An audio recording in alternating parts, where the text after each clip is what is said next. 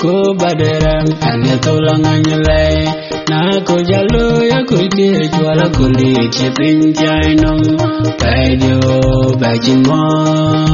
bantera nyo ke ye jeli pingba chendalai nam kulang bamya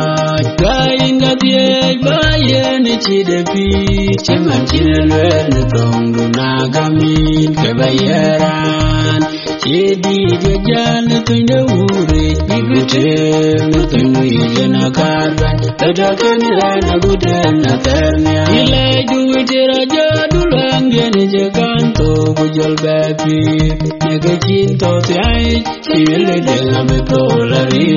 we uyana abi cinta bianarul kecirama ban benyang jakban engayan piomnya baile nyulua kainga tie baye ni chidebi cheman chinelwe ne tongdu nagami kebayaran chedi de jan tuinde ure ibute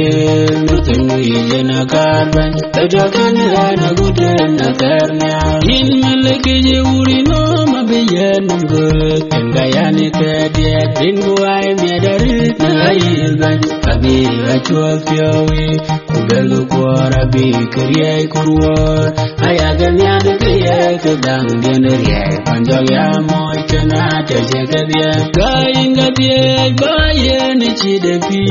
cheman chinelwe ne tongdu nagami kebayaran chedi de jan tuinde ure ibute mutunui jena karban tadakan rana gudana ternya indulwenge yati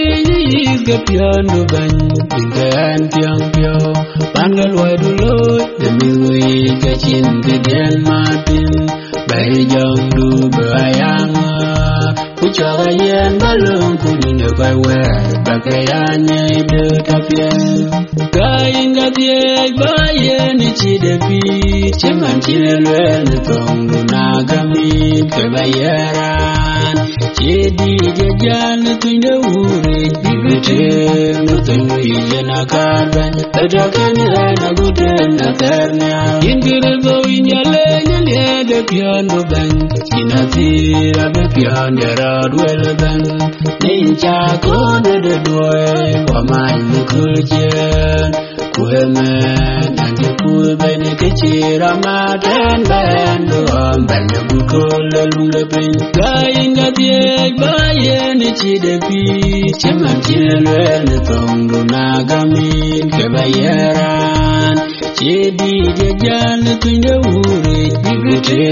mutunui jena karban tadakan rana gudana ternya